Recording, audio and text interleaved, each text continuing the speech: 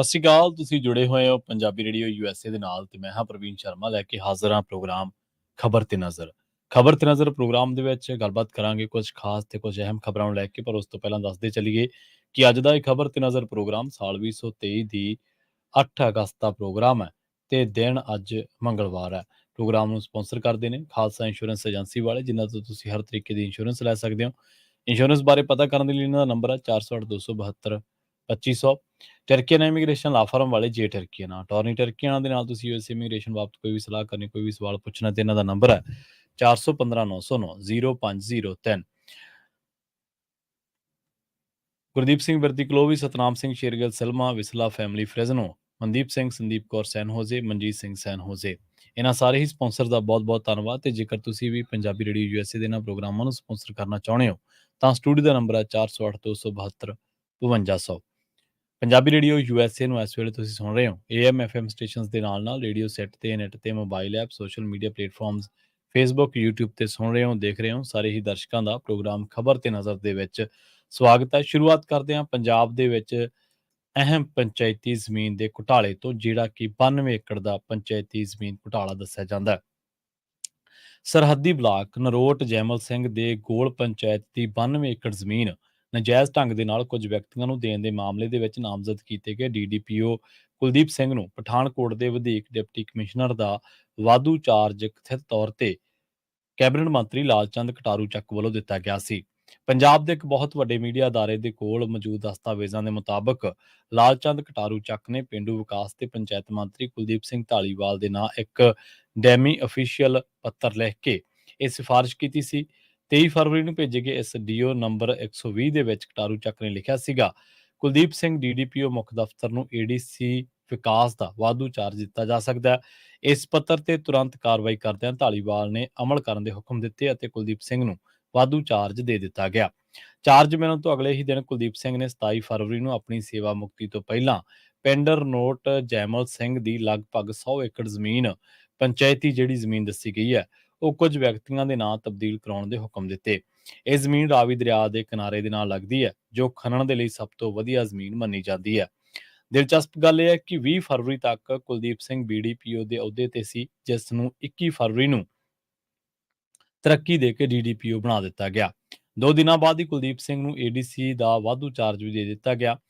ਪੇਂਡੂ ਵਿਕਾਸ ਤੇ ਪੰਚਾਇਤ ਵਿਭਾਗ ਦੇ ਵਿੱਤ ਕਮਿਸ਼ਨਰ DK ਤਿਵਾੜੀ ਨੇ ਕਿਹਾ ਕਿ ਅਜਿਹੀ ਕੋਈ ਵੀ ਸਿਫਾਰਿਸ਼ ਉਹਨਾਂ ਦੇ ਧਿਆਨ ਦੇ ਵਿੱਚ ਨਹੀਂ ਹੈ। ਉਹਨਾਂ ਕਿਹਾ ਕਿ ਸਿਫਾਰਿਸ਼ ਕੀਤੀ ਜਾਣੀ ਅਤੇ ਵਿਹਾਰ ਕੀਤਾ ਜਾਣਾ ਦੋ ਵੱਖੋ ਵੱਖਰੀਆਂ ਚੀਜ਼ਾਂ ਨੇ ਅਤੇ DDPO ਕੁਲਦੀਪ ਸਿੰਘ ਦੇ ਖਿਲਾਫ ਕਾਰਵਾਈ ਉਹਨਾਂ ਦੇ ਅਧਿਕਾਰਤ ਵਿਹਾਰ ਕਾਰਨ ਕਰਕੇ ਹੀ ਕੀਤੀ ਗਈ ਹੈ।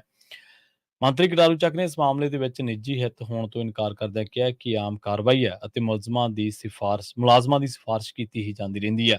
ਮੰਤਰੀ ਕੁਲਦੀਪ ਸਿੰਘ ਢਾਲੀਵਾਲ ਨੇ ਕਿਹਾ ਕਿ ਮਾਮਲਾ ਧਿਆਨ ਦੇ ਵਿੱਚ ਆਉਂਦਿਆਂ ਹੀ ਉਹਨਾਂ ਨੇ ਜਾਂਚ ਦੇ ਹੁਕਮ ਦਿੱਤੇ ਨੇ। ADC ਨੇ ਨਿਸ਼ਾਨਦੇਹੀ ਕਰਵਾਉਣ ਦੇ ਹੁਕਮਾਂ ਨੂੰ ਨੇਪਰੇ ਚਾੜਨ ਤੋਂ ਬਿਨਾਂ ਹੀ ਸੁਣਾਇਆ ਸੀ ਫੈਸਲਾ। ਪਤਾ ਲੱਗਿਆ ਹੈ ਕਿ ਸਰਹੱਦੀ ਬਲਾਕ ਨਰੋਟ ਜੈਮਲ ਸਿੰਘ ਦੇ ਪਿੰਡ ਗੋਲ ਪੰਚਾਇਤ ਦੀ 92 ਏਕੜ ਜ਼ਮੀਨ ਤਬਦੀਲ ਕਰਨ ਦੇ ਮਾਮਲੇ ਦੇ ਵਿੱਚ ਪੰਜਾਬ ਸਰਕਾਰ ਦੇ ਮੁੱਖ ਸਕੱਤਰ ਵੱਲੋਂ ਪਠਾਨਕੋਟ ਜ਼ਿਲ੍ਹੇ ਦੇ ਸਾਬਕਾ ADC ਵਿਕਾਸ ਕੁਲਦੀਪ ਸਿੰਘ ਦੇ ਖਿਲਾਫ ਭ੍ਰਿਸ਼ਟਾਚਾਰ ਰੋਕੂ ਅਤੇ IPC ਦੀਆਂ ਧਾਰਾਵਾਂ ਦੇ ਤਹਿਤ FIR ਦਰਜ ਕਰਨ ਦੇ ਹੁਕਮ ਕੀਤੇ ਹੋਏ ਨੇ, ਜਿਨ੍ਹਾਂ ਤੇ ਕਿਸੇ ਵੇਲੇ ਵੀ ਅਮਲ ਹੋ ਸਕਦਾ ਹੈ। ਹੈਰਾਨੀ ਦੀ ਗੱਲ ਇਹ ਹੈ ਕਿ ਕੁਲਦੀਪ ਸਿੰਘ ਨੂੰ ADC ਵਜੋਂ ਵਾਧੂ ਚਾਰਜ ਦਿੱਤਾ ਹੋਇਆ ਸੀ ਅਤੇ 5 ਦਿਨ ਬਾਅਦ ਉਹ ਸੇਵਾ ਮੁਕਤ ਹੋ ਗਿਆ। ਇਹਨਾਂ 5 ਦਿਨਾਂ ਦੇ ਵਿੱਚ ਹੀ ADC ਨੇ ਨਿੱਜੀ ਪਟੀਸ਼ਨਰਾਂ ਦੇ ਹੱਕ ਦੇ ਵਿੱਚ ਅਤੇ ਪੰਚਾਇਤ ਦੇ ਖਿਲਾਫ ਫੈਸਲਾ ਸੁਣਾ ਦਿੱਤਾ। ਬਾਅਦ ਦੇ ਵਿੱਚ ਮੁੜ ਪਹਿਲੇ ADC ਬਲਰਾਜ ਸਿੰਘ ਨੂੰ ADC ਲਗਾ ਦਿੱਤਾ ਗਿਆ ਅਤੇ ਉਸਨੇ 2 ਤਰੀਕ ਨੂੰ ਅਹੁਦਾ ਸੰਭਾਲ ਲਿਆ। ਇਸ ਤਰ੍ਹਾਂ ਇਹ ਮਾਮਲਾ ਛੱਕੀ ਜਾਪਦਾ ਹੈ।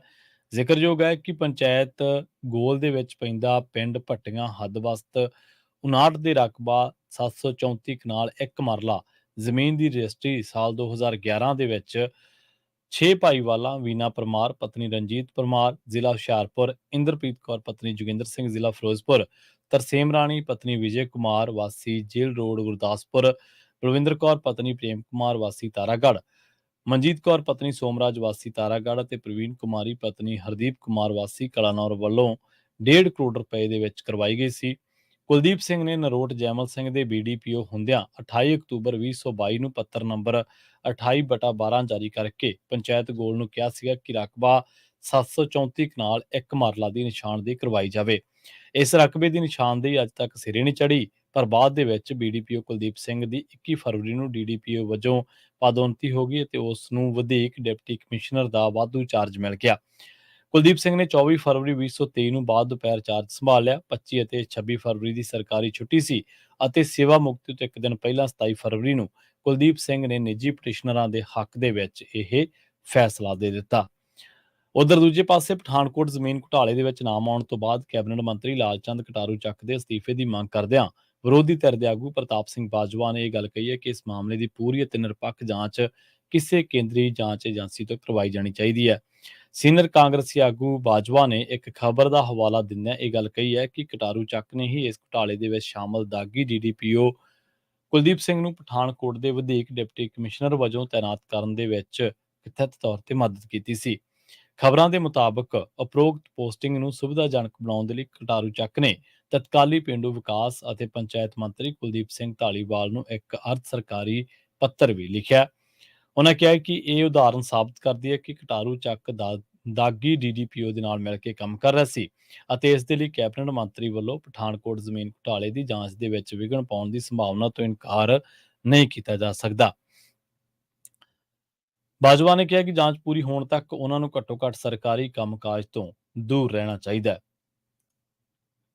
ਰੁਕ ਕਰਦੇ ਹਾਂ ਪਟਿਆਲਾ ਦਾ। ਪੰਜਾਬ ਦੇ ਵਿੱਚ ਪਿਛਲੇ ਦਿਨੀ ਆਏ ਹੜ੍ਹਾਂ ਕਰਕੇ ਹੋਏ ਨੁਕਸਾਨ ਦਾ ਜਾਇਜ਼ਾ ਲੈਣ ਦੇ ਲਈ ਕੇਂਦਰੀ ਟੀਮ ਵੱਲੋਂ ਪਟਿਆਲਾ ਜ਼ਿਲ੍ਹੇ ਦੇ ਵੱਖ-ਵੱਖ ਖੇਤਰਾਂ ਦਾ ਦੌਰਾ ਕੀਤਾ ਗਿਆ। 7 ਮੈਂਬਰੀ ਇਸ ਟੀਮ ਦੀ ਅਗਵਾਈ ਰਵਨੀਸ਼ ਕੁਮਾਰ ਕਰਵੜੇ ਕਰ ਰਹੇ ਸਨ। ਇਸੇ ਦੌਰਾਨ ਪਟਿਆਲਾ ਦੇ ਡਿਪਟੀ ਕਮਿਸ਼ਨਰ ਸਾਕਸ਼ੀ ਸਾਨੀ ਸਮੇਤ ਹੋਰ ਅਧਿਕਾਰੀ ਵੀ ਮੌਜੂਦ ਸਨ। ਇਸ ਤੋਂ ਇਲਾਵਾ ਹਲਕਾ ਵਿਧਾਇਕ ਹਰਮੀਤ ਸਿੰਘ ਪਠਾਨ ਮਾਜਰਾ ਤੇ ਸ਼ਤਰਾਣਾ ਦੇ ਵਿਧਾਇਕ ਕੁਲਵੰਤ ਸਿੰਘ ਬਾਜ਼ੀਗਰ, ਕਿਸਾਨ ਮੰਚ ਦੇ ਕੌਮੀ ਪ੍ਰਧਾਨ ਬੂਟਾ ਸਿੰਘ ਸ਼ਾਦੀਪੁਰ ਅਤੇ ਹੋਰ ਵੀ ਕਈ ਕਿਸਾਨ ਆਗੂ ਇਹਨਾਂ ਦੇ ਨਾਲ ਸਨ। ਬਠਿੰਡਾ ਤੋਂ ਲੋਕ ਸਭਾ ਮੈਂਬਰ ਹਰਸਿਮਰਤ ਕੌਰ ਬਾਦਲ ਨੇ ਕੇਂਦਰੀ ਗ੍ਰਹਿ ਮੰਤਰੀ ਅਮਿਤ ਸ਼ਾਹ ਨੂੰ ਪੱਤਰ ਲਿਖ ਕੇ ਅਪੀਲ ਕੀਤੀ ਹੈ ਕਿ ਪੰਜਾਬ ਦੀ ਆਬਕਾਰੀ ਨੀਤੀ ਦੀ ਸੀਬੀਆਈ ਅਤੇ ਈਡੀ ਦੇ ਕੋਲੋਂ ਨਿਰਪੱਖ ਜਾਂਚ ਕਰਵਾਈ ਜਾਵੇ। ਉਹਨਾਂ ਕਿਹਾ ਕਿ ਇਸ ਸ਼ਰਾਬ ਨੀਤੀ ਦੇ ਵਿੱਚ ਵੱਡਾ ਭ੍ਰਿਸ਼ਟਾਚਾਰ ਹੋਇਆ ਅਤੇ ਸਰਕਾਰੀ ਖਜ਼ਾਨੇ ਨੂੰ ਸੈਂਕੜੇ ਕਰੋੜ ਰੁਪਏ ਦਾ ਨੁਕਸਾਨ ਹੋਇਆ। ਉਹਨਾਂ ਗ੍ਰਹਿ ਮੰਤਰੀ ਨੂੰ ਸ਼੍ਰੋਮਣੀ ਅਕਾਲੀ ਦਲ ਵੱਲੋਂ ਪੰਜਾਬ ਦੇ ਰਾਜਪਾਲ ਨੂੰ ਸੌਂਪੇ 2 ਮੰਗ ਪੱਤਰਾਂ ਦੇ ਨਾਲ ਪੰਜਾਬ ਦੀ ਕੈਬਨਿਟ ਸਬ ਕਮੇਟੀ ਦੀ ਰਿਪੋਰਟ ਵੀ ਭੇਜੀ ਹੈ, ਜਿਸ ਨੇ 2022-23 ਦੀ ਆਬਕਾਰੀ ਨੀਤੀ ਅਸਿੱਧੇ ਤੌਰ ਤੇ ਹੀ ਰੱਦ ਕਰ ਦਿੱਤੀ ਸੀ। ਇਹ ਮਾਮਲਾ ਜਦੋਂ ਸੰਸਦ ਦੇ ਵਿੱਚ ਚੁੱਕਿਆ ਗਿਆ ਸੀ ਤਾਂ ਕੇਂਦਰੀ ਗ੍ਰਹਿ ਮੰਤਰੀ ਨੇ ਉਹਨਾਂ ਨੂੰ ਇਸ ਸੰਬੰਧੀ ਮੰਗ ਪੱਤਰ ਸੌਂਪਣ ਦੇ ਲਈ ਆਖਿਆ ਸੀ। ਕੇਂਦਰੀ ਗ੍ਰਹਿ ਮੰਤਰੀ ਨੂੰ ਭੇਜੇ ਗਏ ਪੱਤਰ ਦੇ ਵਿੱਚ ਹਰਸਿਮਰਤ ਬਾਦਲ ਨੇ ਕਿਹਾ ਕਿ ਅਕਾਲੀ ਦਲ ਮਹਿਸੂਸ ਕਰਦਾ ਹੈ ਕਿ ਪੰਜਾਬ ਦੀ ਆਬਕਾਰੀ ਨੀਤੀ ਦੀ ਮਨਸ਼ਾ ਵੀ ਉਹੀ ਸੀ ਜਿਵੇਂ ਦਿੱਲੀ ਦੇ ਵਿੱਚ ਕੀਤਾ ਗਿਆ। ਸਾਰਾ ਸ਼ਰਾਬ ਦਾ ਕਾਰੋਬਾਰ ਕਥਿਤ ਤੌਰ ਤੇ ਕੁਝ ਕੰਪਨੀਆਂ ਨੂੰ ਦੇ ਦਿੱਤਾ ਗਿਆ ਤੇ ਇਸ ਤੋਂ ਇਲਾਵਾ ਮੁਨਾਫਾ ਦੁੱਗਣਾ ਕਰ ਦਿੱਤਾ ਗਿਆ। ਉਹਨਾਂ ਇਸ ਸਾਰੇ ਮਾਮਲੇ ਦੀ ਜਾਂਚ ਸੀਬੀਆਈ ਤੋਂ ਈਡੀ ਤੋਂ ਕਰਵਾਉਣ ਦੀ ਮੰਗ ਕੀਤੀ। ਮੰਗ ਪੱਤਰ ਦੇ ਵਿੱਚ ਦਿੱਲੀ ਤੇ ਆਬਕਾਰੀ ਨੀਤੀ ਵਿਚਲੀਆਂ ਸਮਾਨਤਾਵਾਂ ਬਾਰੇ ਦੱਸਿਆ ਗਿਆ। ਉਹਨਾਂ ਗ੍ਰਹਿ ਮੰਤਰੀ ਨੂੰ ਦੱਸਿਆ ਕਿ ਇਹ ਵਿਵਸਥਾਵਾਂ ਪੰਜਾਬ ਆਬਕਾਰੀ ਐਕਟ 1914 ਅਤੇ ਪੰਜਾਬ ਸ਼ਰਾਬ ਲਾਇਸੈਂਸ ਨਿਯਮ 1956 ਦੇ ਵੀ ਉਲਟ ਨੇ। ਇੱਥੇ ਦੱਸਦੇ ਚੱਲੀਏ ਕਿ ਸ਼ਰਾਬ ਘੁਟਾਲੇ ਦੇ ਮਾਮਲੇ ਦੇ ਵਿੱਚ ਲੈ ਕੇ ਜਾਂ ਇਸ ਆਬਕਾਰੀ ਨੀਤੀ ਨੂੰ ਲੈ ਕੇ ਪਹਿਲਾਂ ਹੀ ਪੰਜਾਬ ਸਰਕਾਰ ਜਿਹੜੀ ਆ ਕਾਫੀ ਆਲੋਚਨਾ ਚੱਲ ਚੁੱਕੀ ਆ, ਪਰ ਅਕਾਲੀ ਦਲ ਦੇ ਰਾਜ ਦੇ ਵਿੱਚ ਵੀ ਭੀਮ ਟਾਂਕ ਵਰਗੇ ਕਤਲकांड ਜਿਹੜੇ ਕਿ ਜਿਨ੍ਹਾਂ ਦੇ ਵਿੱਚ ਸ਼ਰਾਬ ਮਾਫੀਆ ਦਾ ਨਾਮ ਹੁੰਦਾ ਸੀ ਉਹ ਵੀ ਵਾਪਰੇ ਨੇ। ਜਾਂਚ ਦਾ ਵਿਸ਼ਾ ਜ਼ਰੂਰ ਹੋ ਸਕਦਾ ਹੈ, ਪਰ ਜਿਹੜੇ ਖੁਦ ਇਹਨਾਂ ਮਸਲਿਆਂ ਨੂੰ ਲੈ ਕੇ ਸਿਆਸਤ ਕਰਦੇ ਨੇ ਉਹ ਖੁਦ ਵੀ ਕਦੇ ਇਹਨਾਂ ਦੋਸ਼ਾਂ ਦੇ ਦੌਰ ਦੇ ਵਿੱਚੋਂ ਲੰਘ ਚੁੱਕੇ ਨੇ। ਪੰਜਾਬ ਭਾਜਪਾ ਦੇ ਪ੍ਰਧਾਨ ਸੁਨੀਲ ਜਾਖੜ ਨੇ ਸੂਬੇ ਦੇ ਵਿੱਚ ਜ਼ਿਲ੍ਹਾ ਪੱਧਰੀ ਮੀਟਿੰਗਾਂ ਦਾ ਸਿਲਸਿਲਾ ਸ਼ੁਰੂ ਕਰਕੇ ਲੋਕ ਸਭਾ ਚੋਣਾਂ ਦੀ ਤਿਆਰੀ ਸ਼ੁਰੂ ਕਰ ਦਿੱਤੀ ਹੈ। ਭਗਵੰਤ ਮਾਨ ਤੇ ਅੰਮ੍ਰਿਤਸਰ ਦੇ ਵਿੱਚ ਨਿਸ਼ਾਨਾ ਲਾਉਂਦਿਆਂ ਉਹਨਾਂ ਦੋਸ਼ ਲਾਇਆ ਕਿ ਪੰਜਾਬ ਦੇ ਵਿੱਚ ਆਏ ਹੜ੍ਹਾਂ ਕਰਕੇ ਹੋਏ ਨੁਕਸਾਨ ਦੇ ਲਈ ਮੁੱਖ ਮੰਤਰੀ ਜ਼ਿੰਮੇਵਾਰ ਨੇ। ਪੱਤਰਕਾਰ ਸੰਮੇਲਨ ਦੇ ਦੌਰਾਨ ਭਾਜਪਾ ਦੇ ਪ੍ਰਧਾਨ ਨੇ ਦੋਸ਼ ਲਾਇਆ ਕਿ ਹੜ੍ਹਾਂ ਤੋਂ ਬਾਅਦ 1 ਮਹੀਨਾ ਬੀਤ ਚੁੱਕਿਆ ਹੈ, ਪਰ ਪ੍ਰਭਾਵਿਤ ਲੋਕਾਂ ਨੂੰ ਸਰਕਾਰ ਵੱਲੋਂ ਕੋਈ ਰਾਹਤ ਨਹੀਂ ਮਿਲੀ। ਉਹਨਾਂ ਦੱਸਿਆ ਕਿ ਕੇਂਦਰ ਸਰਕਾਰ ਵੱਲੋਂ ਪੰਜਾਬ ਦੇ ਹੜ੍ਹ ਪ੍ਰਭਾਵਿਤ ਲੋਕਾਂ ਦੇ ਲਈ ਰਾਹਤ ਫੰਡ ਵਜੋਂ 218 ਕਰੋੜ ਰੁਪਏ ਭੇਜੇ ਗਏ ਨੇ, ਪਰ ਉਹ ਅਜੇ ਤੱਕ ਲੋਕਾਂ ਨੂੰ ਨਹੀਂ ਵੰਡੇ ਗਏ। ਸੁਨੀਲ ਜਾਖੜ ਨੇ ਦੋਸ਼ ਲਾਇਆ ਕਿ ਸੂਬੇ ਦੇ ਕਾਂਗਰਸੀ ਆਗੂਆਂ ਨੇ ਆਪਣੇ ਹਿੱਤਾਂ ਖਾਤਰ ਸਰਕਾਰ ਅੱਗੇ ਗੋਡੇ ਟੇਕ ਦਿੱਤੇ ਨੇ। ਇਸ ਮਾਮਲੇ ਦੇ ਵਿੱਚ ਉਹਨਾਂ ਬਿਨਾਂ ਨਾਂ ਲਏ ਕੁਝ ਕਾਂਗਰਸੀ ਆਗੂਆਂ ਦਾ ਹਵਾਲਾ ਵੀ ਦਿੱਤਾ ਹੈ। ਉਹਨਾਂ ਕਿਹਾ ਕਿ ਕੇਂਦਰ ਸਰਕਾਰ ਵੱਲੋਂ ਅੰਮ੍ਰਿਤਸਰ ਸ਼ਹਿਰ ਦੇ ਵਿਕਾਸ ਵਾਸਤੇ ਸਰਬਪੱਖੀ ਵਿਕਾਸ ਯੋਜਨਾ ਦਾ ਐਲਾਨ ਕੀਤਾ ਜਾਵੇਗਾ। ਇਸ ਤੋਂ ਪਹਿਲਾਂ ਉਹਨਾਂ ਦਾ ਮੀਟਿੰਗ ਦੇ ਲਈ ਅੰਮ੍ਰਿਤਸਰ ਪੁੱਜਣ ਤੇ ਜ਼ਿਲ੍ਹਾ ਪ੍ਰਧਾਨ ਹਰਵਿੰਦਰ ਸਿੰਘ ਸੰਧੂ ਦੀ ਅਗਵਾਈ ਹੇਠ ਭਾਜਪਾ ਆਗੂਆਂ ਤੇ ਕਾਰਕੁਨਾਂ ਵੱਲੋਂ ਨਿੱਘਾ ਸਵਾਗਤ ਕੀਤਾ ਗਿਆ। ਇਸ ਦੇ ਨਾਲ ਹੀ ਭਾਜਪਾ ਦੇ ਸੂਬਾ ਪ੍ਰਧਾਨ ਸੁਨੀਲ ਜਾਖੜ ਨੇ ਅਗਾਊਂ ਲੋਕ ਸਭਾ ਚੋਣਾਂ ਦੇ ਵਿੱਚ ਸ਼੍ਰੋਮਣੀ ਅਕਾਲੀ ਦਲ ਦੇ ਨਾਲ ਗੱਠਜੋੜ ਤੋਂ ਇਨਕਾਰ ਕਰਦਿਆਂ ਕਿਹਾ ਕਿ ਇਸ ਮੁੱਦੇ ਤੇ ਫੈਸਲਾ ਕੌਮੀ ਲੀਡਰਸ਼ਿਪ ਨੇ ਲੈਣਾ ਹੈ। ਸੁਨੀਲ ਜਾਖੜ ਪਾਰਟੀ ਦੇ ਖਡੂਰ ਸਾਹਿਬ ਲੋਕ ਸਭਾ ਹਲਕੇ ਦੇ ਵਿੱਚ ਜ਼ਿਲ੍ਹਾ ਪ੍ਰਧਾਨ ਹਰਜੀਤ ਸਿੰਘ ਸੰਧੂ ਦੀ ਅਗਵਾਈ ਦੇ ਵਿੱਚ ਪਾਰਟੀ ਵਰਕਰਾਂ ਦੀ ਕੀਤੀ ਇਕੱਤਰਤਾ ਨੂੰ ਕੀਤੇ ਇਕੱਠ ਨੂੰ ਸੰਬੋਧਨ ਕਰ ਰਹੇ ਸਨ। ਰੁੱਖ ਕਰਦੇ ਹਾਂ ਮਲੇਰਕੋਟਲਾ ਦਾ। ਵਿਜੀਲੈਂਸ ਬਿਊਰੋ ਨੇ ਥਾਣਾ ਸਿਟੀ 1 ਮਲੇਰਕੋਟਲਾ ਦੇ ਵਿੱਚ ਤੈਨਾਤ ਸਹਾਇਕ ਸਬ ਇੰਸਪੈਕਟਰ ਦੇ ਖਿਲਾਫ ਰਿਸ਼ਵਤ ਲੈਣ ਦੇ ਦੋਸ਼ ਹੇਠ ਕੇਸ ਦਰਜ ਕੀਤਾ। ਮਲੇਰਕੋਟਲਾ ਜ਼ਿਲ੍ਹੇ ਦੇ ਪਿੰਡ ਹਿਮਤਾਣਾ ਵਾਸੀ ਜਗਤਾਰ ਸਿੰਘ ਨੇ ਏਐਸਆਈ ਦੇ ਖਿਲਾਫ 10,000 ਰੁਪਏ ਰਿਸ਼ਵਤ ਲੈਣ ਦੇ ਦੋਸ਼ ਲਾਏ ਸਨ। ਵਿਜੀਲੈਂਸ ਬਿਊਰੋ ਦੇ ਬੁਲਾਰੇ ਨੇ ਦੱਸਿਆ ਕਿ ਜਗਤਾਰ ਸਿੰਘ ਨੇ ਸ਼ਿਕਾਇਤ ਦਰਜ ਕਰਵਾਈ ਹੈ ਕਿ ਏਐਸਆਈ ਨੇ ਉਸ ਦੇ ਪੁੱਤਰ ਪਵਨਪ੍ਰੀਤ ਸਿੰਘ ਦੇ ਖਿਲਾਫ ਦਰਜ ਸ਼ਿਕਾਇਤ ਦੇ ਵਿੱਚੋਂ ਨਾਂ ਕਢਵਾਉਣ ਦੇ ਬਦਲੇ ਉਸ ਦੇ ਕੋਲੋਂ ਰਿਸ਼ਵਤ ਵਜੋਂ 50,000 ਰੁਪਏ ਮੰਗੇ ਸਨ। ਸ਼ਿਕਾਇਤਕਰਤਾ ਦਾ ਦੋਸ਼ ਹੈ ਕਿ ਮੁਲਜ਼ਮ ਉਸ ਤੋਂ 10,000 ਰੁਪਏ ਲੈ ਚੁੱਕਿਆ ਹੈ। ਬੁਲਾਰੇ ਨੇ ਦੱਸਿਆ ਕਿ ਵਿਜੀਲੈਂਸ ਬਿਊਰੋ ਦੀ ਟੀਮ ਨੇ ਉਸ ਨੂੰ ਫੜਨ ਦੇ ਲਈ ਜਾਲ ਵਿਛਾਇਆ ਸੀ, ਪਰ ਉਹ ਵਿਜੀਲੈਂਸ ਦੀ ਟੀਮ ਨੂੰ ਦੇਖ ਕੇ ਕਾਰ ਦੇ ਵਿੱਚ ਫਰਾਰ ਹੋ ਗਿਆ। ਵਿਜੀਲੈਂਸ ਬਿਊਰੋ ਦੀ ਟੀਮ ਨੇ ਉਸ ਦਾ ਪਿੱਛਾ ਕੀਤਾ ਤਾਂ ਬਾਲਦ ਕੈਂਚੀਆਂ ਭਵਾਨੀਗੜ੍ਹ ਦੇ ਨੇੜੇ ਉਸ ਦੀ ਕਾਰ ਚਿੱਕੜ ਦੇ ਵਿੱਚ ਫਸ ਗਈ, ਜਿਸ ਨੂੰ ਛੱਡ ਕੇ ਉਹ ਫਰਾਰ ਹੋ ਗਿਆ। ਉਸ ਦੀ ਕਾਰ ਦੇ ਵਿੱਚੋਂ 450 ਗ੍ਰਾਮ ਭੁੱਕੀ, 9 ਗ੍ਰਾਮ ਅਫੀਮ ਤੋਂ ਇਲਾਵਾ ਰਿਸ਼ਵਤ ਦੇ 10,000 ਰੁਪਏ ਵੀ ਬਰਾਮਦ ਹੋਏ ਨੇ। ਰੁੱਖ ਕਰਦੇ ਹਾਂ ਕੁਝ ਕੌਮੀ ਖਬਰਾਂ ਦਾ। ਬਿਹਾਰ ਦੇ ਜ਼ਿਲ੍ਹੇ ਮੁਜ਼ੱਫਰਪੁਰ ਤੋਂ ਇਨਸਾਨੀਅਤ ਨੂੰ ਸ਼ਰਮਸਾਰ ਕਰਨ ਵਾਲੀ ਘਟਨਾ ਸਾਹਮਣੇ ਆਈ ਹੈ। ਮੁਜ਼ੱਫਰਪੁਰ ਦੇ ਵਿੱਚ ਇੱਕ 13 ਸਾਲਾ ਲੜਕੀ ਨੂੰ 6 ਜਣਿਆਂ ਨੇ ਅਗਵਾ ਕਰਕੇ 28 ਦਿਨਾਂ ਤੱਕ ਸਮੂਹਿਕ ਬਲਾਤਕਾਰ ਕੀਤਾ। ਪੀੜਤਾ ਦੀ ਮਾਂ ਦੇ ਮੁਤਾਬਕ 5 ਅਗਸਤ ਦੀ ਸ਼ਾਮ ਨੂੰ ਮੁਲਜ਼ਮ ਨੇ ਉਸ ਨੂੰ ਫੋਨ ਕਰਕੇ ਕੁੜੀ ਨੂੰ ਸਰਾਇਆ ਚੌਕ ਤੋਂ ਲਿਜਾਣ ਦੇ ਲਈ ਕਿਹਾ। ਪੁਲਿਸ ਨੇ ਆਈਪੀਸੀ ਦੀ ਧਾਰਾ 366 ਏ ਅਤੇ ਪੋਕਸੋ ਐਕਟ ਦੇ ਤਹਿਤ ਐਫਆਈਆਰ ਦਰਜ ਕਰਕੇ ਮੁਲਜ਼ਮਾਂ ਦੀ ਗ੍ਰਿਫਤਾਰੀ ਦੇ ਲਈ ਵੱਖ-ਵੱਖ ਥਾਵਾਂ ਤੇ ਛਾਪੇਮਾਰੀ ਕੀਤੀ ਹੈ। ਪੀੜਤਾ ਦੀ ਮਾਂ ਨੇ ਲਿਖਤੀ ਸ਼ਿਕਾਇਤ ਦੇ ਵਿੱਚ ਇਹ ਦੋਸ਼ ਲਾਇਆ ਹੈ ਕਿ 9 ਜੁਲਾਈ ਨੂੰ ਸਰਾਇਆ ਥਾਣੇ ਇਲਾਕੇ ਦੇ ਪਿੰਡ ਸਿਸਵਾਨੀਆਂ ਤੋਂ ਦੋਸ਼ੀ ਕਾਰ ਦੇ ਵਿੱਚ ਆਏ ਅਤੇ ਉਹਨਾਂ ਦੀ ਬੇਟੀ ਨੂੰ ਅਗਵਾ ਕਰਕੇ ਲੈ ਗਏ। ਸ਼ਿਕਾਇਤ ਦੇ ਵਿੱਚ ਉਹਨਾਂ ਕਿਹਾ ਕਿ 9 ਜੁਲਾਈ ਨੂੰ ਮੈਂ ਮੁਲਜ਼ਮਾਂ ਦੇ ਵਿਰੁੱਧ ਲਿਖਤੀ ਸ਼ਿਕਾਇਤ ਦਰਜ ਕਰਵਾਈ ਸੀ, ਪਰ ਜ਼ਿਲ੍ਹਾ ਪੁਲਿਸ ਨੇ ਕੋਈ ਕਾਰਵਾਈ ਨਹੀਂ ਕੀਤੀ। 5 ਅਗਸਤ ਨੂੰ ਰਾਤ ਨੂੰ 8 ਵਜੇ ਮੈਨੂੰ ਮੁਲਜ਼ਮ ਦਾ ਫੋਨ ਆਇਆ ਕਿ ਆਪਣੀ ਕੁੜੀ ਨੂੰ ਸਰਾਇਆ ਚੌਕ ਤੋਂ ਚੁੱਕ ਕੇ ਲੈ ਜਾਣ। ਜਦੋਂ ਮੈਂ ਉੱਥੇ ਪੁੱਜੀ ਤਾਂ ਉਹ ਕਹਿੰਦੇ ਕਿ ਮੇਰੀ ਧੀ ਲਵਾਰਸ ਹਾਲਤ ਦੇ ਵਿੱਚ ਪਈ ਮਿਲੀ। ਮੈਂ ਉਸ ਨੂੰ ਘਰ ਲੈ ਆਈ ਤੇ ਪੁਲਿਸ ਨੂੰ ਘਟਨਾ ਬਾਰੇ ਸੂਚਿਤ ਕੀਤਾ। ਪਤਾ ਲੱਗਿਆ ਕਿ ਪੀੜਤਾ ਫੇਸਬੁੱਕ ਤੇ ਦੋਸ਼ੀ ਦੇ ਸੰਪਰਕ ਦੇ ਵਿੱਚ ਆਈ ਸੀ। ਇਸ ਮਾਮਲੇ ਦੇ ਵਿੱਚ ਪੁਲਿਸ ਨੇ ਆਈਪੀਸੀ ਦੀ ਧਾਰਾ 366 ਏ ਪੋਕਸੋ ਐਕਟ ਦੇ ਤਹਿਤ ਐਫਆਈਆਰ ਦਰਜ ਕੀਤੀ ਹੈ। ਧਾਰਾ 164 ਦੇ ਤਹਿਤ ਡਿਊਟੀ ਮੈਜਿਸਟ੍ਰੇਟ ਦੇ ਸਾਹਮਣੇ ਪੀੜਤਾ ਦੇ ਬਿਆਨ ਦਰਜ ਕਰਵਾਏ ਗਏ ਨੇ ਤੇ ਉਸ ਦਾ ਮੈਡੀਕਲ ਕਰਵਾਇਆ ਗਿਆ। ਉਸ ਨੇ ਮੁਲਜ਼ਮ ਦੀ ਪਛਾਣ ਦੱਸੀ ਹੈ ਤੇ ਉਸ ਨੂੰ ਫੜਨ ਦੇ ਲਈ ਛਾਪੇਮਾਰੀ ਕੀਤੀ ਜਾ ਰਹੀ ਹੈ। ਰੁੱਖ ਕਰਾਂਗੇ ਰਾਜਸਥਾਨ ਦਾ। ਰਾਜਸਥਾਨ ਦੇ ਮੁੱਖ ਮੰਤਰੀ ਅਸ਼ੋਕ ਗਹਿਲੋਤ ਨੇ ਵੱਡਾ ਫੈਸਲਾ ਲਿਆ। ਮੁੱਖ ਮੰਤਰੀ ਨੇ ਕਿਹਾ ਕਿ ਹੁਣ ਜਬਰ ਜਨਾਹ ਤੇ ਛੇੜਛਾੜ ਦੇ ਦੋਸ਼ੀਆਂ ਨੂੰ ਰਾਜਸਥਾਨ ਦੇ ਵਿੱਚ ਸਰਕਾਰੀ ਨੌਕਰੀ ਨਹੀਂ ਮਿਲੇਗੀ। ਉਹਨਾਂ ਲੋਕਾਂ ਨੂੰ ਅਜਿਹੇ ਦੋਸ਼ੀਆਂ ਦਾ ਬਾਈਕਾਟ ਕਰਨ ਦੀ ਅਪੀਲ ਕੀਤੀ ਹੈ। ਸੀਐਮ ਗਹਿਲੋਤ ਨੇ ਕਿਹਾ ਕਿ ਰਾਜ ਸਰਕਾਰ ਨੇ ਇਹ ਫੈਸਲਾ ਕੀਤਾ ਹੈ ਕਿ ਲੜਕੀਆਂ ਅਤੇ ਔਰਤਾਂ ਦੇ ਨਾਲ ਛੇੜਛਾੜ, ਜਬਰ ਜਨਾਹ ਦੀਆਂ ਕੋਸ਼ਿਸ਼ਾਂ ਅਤੇ ਜਬਰ ਜਨਾਹ ਦੇ ਦੋਸ਼ੀਆਂ ਤੇ ਬਦਮਾਸ਼ਾਂ ਨੂੰ ਸਰਕਾਰੀ ਨੌਕਰੀ ਤੋਂ ਰੋਕਿਆ ਜਾਵੇਗਾ। ਮੁੱਖ ਮੰਤਰੀ ਨੇ ਕਿਹਾ ਕਿ ਇਸ ਦੇ ਲਈ ਸ਼ਰਾਰਤੀ ਅਨਸਰਾਂ ਦਾ ਰਿਕਾਰਡ ਵੀ ਥਾਣਿਆਂ ਦੇ ਵਿੱਚ ਹਿਸਟਰੀ ਸ਼ੀਟਰ ਵਾਂਗ ਰੱਖਿਆ ਜਾਵੇਗਾ ਅਤੇ ਇਸ ਦਾ ਜ਼ਿਕਰ ਰਾਜ ਸਰਕਾਰ ਪੁਲਿਸ ਵੱਲੋਂ ਜਾਰੀ ਕੀਤੇ ਗਏ ਚਰਿੱਤਰ ਸਰਟੀਫਿਕੇਟ ਤੇ ਕੀਤਾ ਜਾਵੇਗਾ। ਇਸ ਦੇ ਨਾਲ ਹੀ ਉਹਨਾਂ ਕਿਹਾ ਕਿ ਅਜਿਹੇ ਸਮਾਜ ਵਿਰੋਧੀ ਅਨਸਰਾਂ ਦਾ ਸਮਾਜਿਕ ਬਾਈਕਾਟ ਜ਼ਰੂਰੀ ਹੈ।